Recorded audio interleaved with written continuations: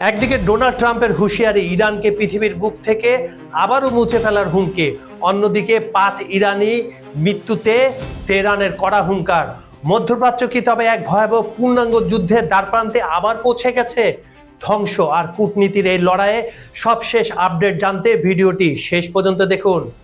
বিশ্ব রাজনীতিতে এই মুহূর্তে সবচাইতে আলোচিত এবং উত্তপ্ত খবর হচ্ছে হরমুজ প্রণালী এবং সংযুক্ত আরব আমিরাতে শুরু হওয়া নতুন যুদ্ধ। মার্কিন প্রেসিডেন্ট ডোনাল্ড ট্রাম্পের সরাসরি চ্যালেঞ্জ এবং ইরানের পাল্টা প্রতিরোধের ফলে মধ্যপ্রাচ্যের মানচিত্রকে বদলে যেতে বসেছে। কেন ফুজাইরাতে হামলা হলো আর কেনই বা ডোনাল্ড ট্রাম্প এতটা আক্রমণাত্মক হয়ে উঠলেন? আজকে জিওপলিটিক্যালের এই বিশেষ প্রতিবেদনে আমরা পুরো ঘটনার ব্যবচ্ছেদ করব এবং তুলে ধরব বিশ্ব নেতাদের প্রতিক্রিয়া।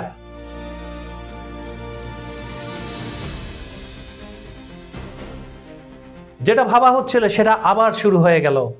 আমরা যে কয়েকদিন ধরে ডিসকাস করছিলাম যে কোনো মুহূর্তে আবার উত্তপ্ত হয়ে যাবে মধ্যপ্রাচ্য, তবে এবার ইরান প্রথম হামলাটা চালালো আরব আমিরাতে। কয়েকদিন আগে সৌদি আরবকে বলে রেখেছিল যে আরব আমিরাত যদি লাফালাফি বন্ধ না করে তাহলে তাদের উপরে কঠোর হামলা হবে। সেরই পরিপ্রেক্ষিতে গতকাল থেকে এই হামলাটা শুরু হয়েছে। হরমুজ প্রণালী সচল করতে মার্কিন প্রেসিডেন্ট ডোনাল্ড ট্রাম্পের প্রজেক্ট ফ্রিডম উদ্যোগের সঙ্গে সঙ্গে গত সোমবার সন্ধ্যার দিকে সংযুক্ত আরব আমিরাতে হামলা চালিয়েছে ইরান। মার্কিন পতাকাবাহী বাণিজ্যিক জাহাজগুলো সফলভাবে প্রণালী অতিক্রম করার পরপরই আমিরাতে প্রতিরক্ষা মন্ত্রণালয় ইরানের ছোড়া 4টি ক্রুজ ক্ষেপণাস্ত্র শনাক্তের দাবি করে, যার 3টি ভূপাতিত ও একটি সমুদ্রে পতিত হয় বলে তারা জানিয়েছে। এছাড়া ফুজাইরাতে ইরানি ড্রোন হামলায় একটি তেল স্থাপনায় আগুন লেগে 3 ভারতীয় নাগরিক আহত হয়েছেন এবং আমিরাত উপকূলে 2টি মালবাহী জাহাজে অগ্নিকাণ্ডের খবর দিয়েছে ব্রিটিশ সামরিক বাহিনী। ইরান এই মার্কিন তৎপরতাকে ভঙ্গুর যুদ্ধবিরতি লঙ্ঘন হিসাবে আখ্যা দিলেও যুক্তরাষ্ট্র তাদের নৌবাহিনীর সহায়তায় অবরুদ্ধ জাহাজগুলোর নাবিকদের উদ্ধার ও বিশ্ব জ্বালানি সরবরাহ স্বাভাবিক রাখতে এই অভিযান অব্যাহত রাখার ঘোষণা দিয়েছে। ডোনাল্ড ট্রাম্প এই সমস্যাটা সৃষ্টি করেছে, আবার মানবতাবাদী তারা শাস্তে চাচ্ছে। মানে হিপোক্রেটের একটা সীমা থাকা দরকার। আমিরাতের প্রতিরক্ষা মন্ত্রণালয় শুরুতে জানিয়েছিল ইরান থেকে মোট 4টি মিসাইল ছোড়া হয়েছে, যার মধ্যে 3টি আকাশে ধ্বংস করা হয় এবং একটি সমুদ্রে গিয়ে পড়ে। তবে পরবর্তী এক বিবৃতিতে তারা জানায় ইরান থেকে মোট 15টি ক্ষেপণাস্ত্র ও 4টি ড্রোন ছোড়া হয়েছিল, যার বেশিরভাগ আমিরাতের সেনাবাহিনী ভূপাতিত করে। তবে এই তথ্যটি কতটা সঠিক তা যাচাই করা সম্ভব হয়নি। হামলার দায় দিয়ে ধোঁয়াশা তৈরি হয়েছে। যদিও আমিরাত সরাসরি ইরানকে দায়ী করছে, তবে ইরানের রাষ্ট্রীয় সংবাদ মাধ্যম এবং জ্যেষ্ঠ সামরিক কর্মকর্তারা এই অভিযোগ অস্বীকার করেছেন। ইরানি সামরিক সূত্রের দাবি এই হামলা ইরানের ভূখণ্ড থেকে পরিচালিত হয়নি এবং এমন কোনো হামলার পরিকল্পনা তাদের ছিল না। তবে তারা স্পষ্টভাবে জানিয়েছে হরমুজ প্রণালীতে যুক্তরাষ্ট্র বা তাদের বন্ধুদের কোনো উস্কানি তারা সহ্য করবে না এবং ইরানের শক্তিশালী বাহিনী তাদের প্রতিপক্ষের কোনো জাহাজকে এই জলপথে অবাধে চলাচল করতে দেবে না। তাহলে এতগুলো জাহাজ গেল কিভাবে? ইরান কি করছে বসে বসে? মূলত হরমুজ প্রণালীতে মার্কিন নৌবাহিনীর উপস্থিতিকে কেন্দ্র করে এই উত্তেজনার সূত্রপাত হচ্ছে বলে বিশেষজ্ঞরা জানিয়েছে। বিশ্ব নেতাদের প্রতিক্রিয়া, এনারা পারেন শুধু প্রতিক্রিয়া দিতে, যেটা সাদাকে সাদা বলেন না, সবসময় দুর্বলের প্রতি তারা অত্যাচার করে। তারা মার্কিন যুক্তরাষ্ট্রকে যা বলুক যে পারস্য ওইটা খুলে দিতে, জলসীমা সরে দিতে, এটা বলবে ইরানকে কম্প্রোমাইজ করতে হবে। কারণ ইরানকে বারবার কেন কম্প্রোমাইজ করতে হবে? এই হামলার ঘটনায় বিশ্বজুড়ে নিন্দার ঝড় উঠেছে। সৌদি আরবের যুবরাজ মোহাম্মদ বিন সালমান টেলিফোনে আমিরাতের প্রেসিডেন্ট মোহাম্মদ বিন জায়েদ আল নাহিয়ানের সঙ্গে কথা বলেন এবং এই হামলাকে অযৌক্তিক বলে অভিহিত করেন। মানে 2 মেরুদণ্ডহীন রাজা একজন আরেকজনকে ফোন করে সমবেদনা জানাচ্ছে। What a shame. ব্রিটিশ প্রধানমন্ত্রী কিয়ার স্টারমার মধ্যপ্রাচ্যে সংঘাত ছড়িয়ে পড়ার আশঙ্কা প্রকাশ করে ইরানকে আলোচনার টেবিলে ফেরার আহ্বান জানিয়েছে। ফরাসি প্রেসিডেন্ট এমানুয়েল মাখো সামাজিক যোগাযোগ মাধ্যম এক্সে সংহতি প্রকাশ করে হরমুজ প্রণালী উন্মুক্ত রাখা এবং আঞ্চলিক নিরাপত্তা নিশ্চিতে একটি টেকসই চুক্তির উপর জোর দিয়েছেন। কানাডার প্রধানমন্ত্রী মার্ক কার্নিও এই সংকট নিরসনে কূটনৈতিক তৎপরতা বাড়ানোর আহ্বান জানিয়েছেন। এই নেতাগুলো বড় বড় কথা বলে, কেউ একজন তো বলে নেই যে ট্রাম্প এটা সৃষ্টি করেছে, ট্রাম্পের এটা সমাধান করা উচিত। 2-একটা কথা ফ্রান্স মাঝে মাঝে বলে, কিন্তু বলিষ্ঠভাবে তো কেউ বলে না।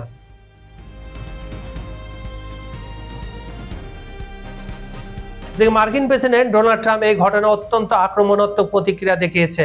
ফক্স নিউজকে দেওয়া এক সাক্ষাৎকারে তিনি হুমকি দিয়ে বলেন, যদি ইরান হরমুজ প্রণালীতে প্রজেক্ট ফ্রিডমে নিয়োজিত মার্কিন জাহাজে হামলা চালায় তবে ইরানকে পৃথিবীর বুক থেকে মুছে ফেলা হবে।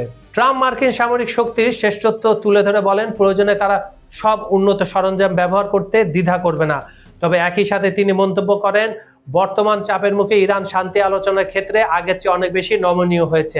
আবার একটা মিথ্যা কথা, এই লোকটা প্রতি 10 মিনিট পর পর একটা বড় আকারের মিথ্যা কথা বলে যাতে তেলের দামটা করে। প্রথম দিকে কমতো, কিন্তু এখন তার মিথ্যা কথা পুরো পৃথিবী বুঝে গেছে, এই জন্য এটা কোনো হেরফের হয় না। ফুজাইরায় তেল স্থাপনায় এই হামলা মধ্যপ্রাচ্যে ভূ রাজনীতিকে আরো জটিল করে তুলেছে। একদিকে আমিরাত ও তার পশ্চিমা মিত্ররা ইরানকে দায়ী করছে, অন্যদিকে ইরান সরাসরি সংশ্লিষ্টতা অস্বীকার করে দায়ভার আঞ্চলিক উত্তেজনার উপর চাপাচ্ছে। এই পরিস্থিতিতে হরমুজ প্রণালীতে নৌ চলাচলের নিরাপত্তা এবং বিশ্ববাজারে জ্বালানি তেলের স্থিতিশীলতা এখন বড় চ্যালেঞ্জের মুখে। যদি ইরান হামলা না করে থাকে, আরব আমিরাত বলছে ইরান হামলা, তাহলে ইসরায়েল কেন চুপচাপ? এই চালটা কি ইসরায়েল চালালো? ভেবে দেখার বিষয়, একটু কমেন্টে জানান তো আপনারা।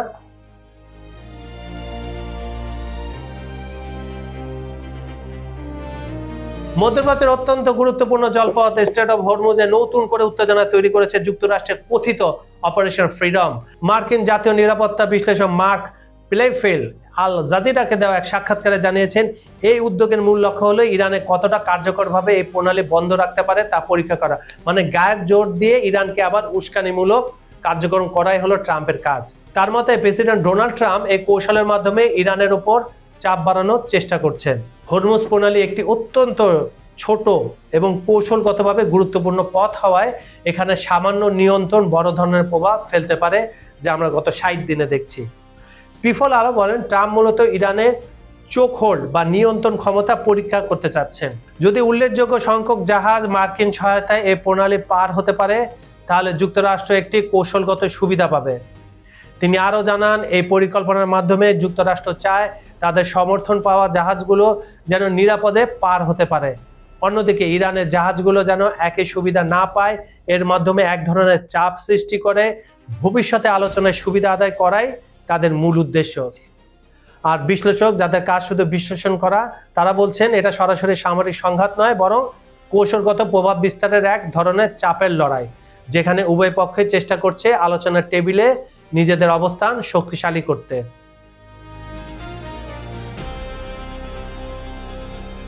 এদিকে ইরানি সংবাদ সংস্থা তাসনিম নিউজ জানিয়েছে, মার্কিন বাহিনীর লক্ষ্যবস্তু হওয়া নৌকাগুলো পাসদারান বা ইরানি সেনাবাহিনী কোনো সামরিক নৌযান ছিল না।